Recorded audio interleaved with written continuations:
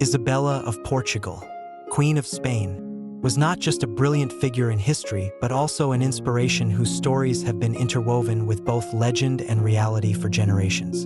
Her life combined the radiance of power, profound love, and dramatic intrigues. Born into the protective confines of the Portuguese royal family, Isabella lived a life of turbulence where she was not merely a supporting character but the centerpiece of events that shaped history. When Isabella received news of her arranged marriage to Charles I of Spain, it marked the beginning of an era of transformation. Charles, a young and ambitious king, needed a strong political alliance with Portugal to consolidate his power.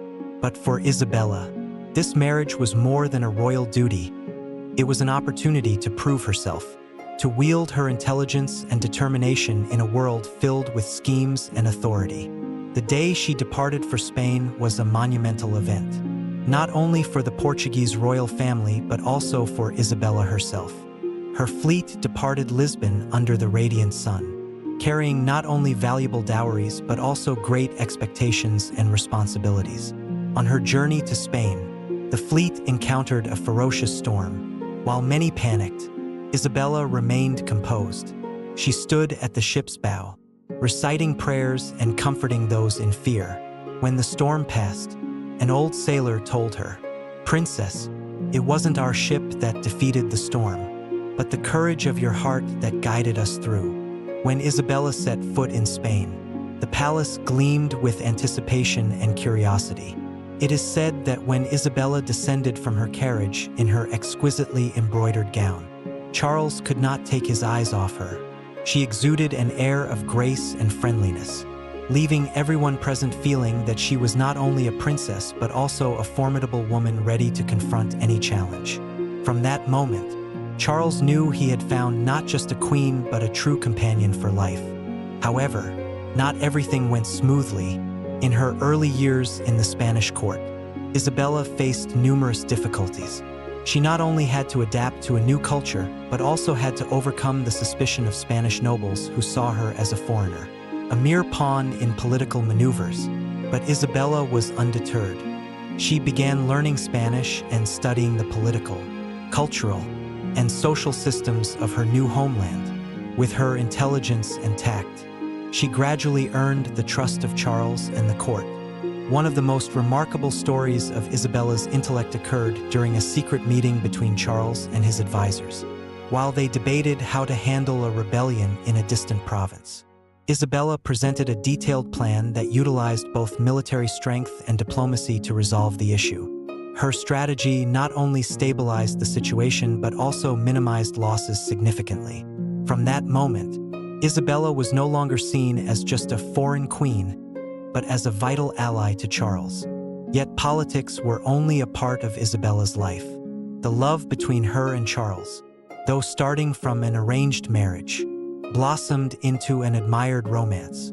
Charles often wrote letters to Isabella whenever he was away, letters filled not only with expressions of love, but also profound gratitude for her support and wisdom.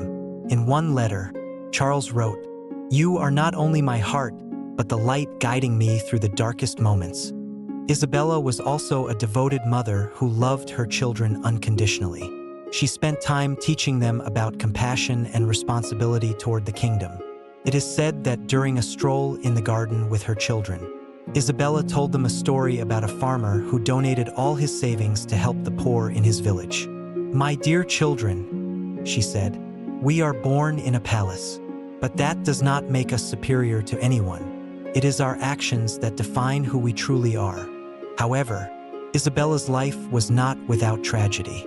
In a dark court intrigue, she was falsely accused of being involved in a plot to overthrow Charles. Although there was no evidence, the rumors subjected her to immense pressure. Yet Isabella, with her steadfastness, investigated and exposed the truth herself. She discovered that a close advisor had fabricated the conspiracy to weaken Charles's authority. Armed with undeniable proof, she cleared her name and safeguarded her family's honor. After the incident, Charles embraced her and said, "I need no one else to protect this kingdom because I have you." One of Isabella's greatest challenges came during a political and military crisis that threatened Charles. Foreign enemies attacked the Spanish borders, and many of Charles's advisors urged him to sign a surrender treaty to preserve his throne. But Isabella opposed this. She persuaded Charles that instead of surrendering, he needed to demonstrate strength. She secretly organized a military force and led them in a decisive battle that restored Spain's standing on the international stage. The image of Isabella on the battlefield, clad in silver armor and holding the Spanish flag, became legendary and was passed down through generations. Yet these years of tension took a toll on Isabella's health. She passed away at the young age of 36, leaving an irreplaceable void in the heart of Charles and the Kingdom of Spain. After her death, Charles built a grand cathedral in her memory, where he would often visit at night to pray. It is said that once, Charles told his advisors, "I could lose the entire kingdom, but I could never bear to lose her." Isabella of Portugal, a queen with a great heart and unparalleled courage, left behind a legacy not just in history but also in the hearts of those who knew of her. Her story, filled with tragedy, triumph, and love, remains an everlasting epic of strength and compassion.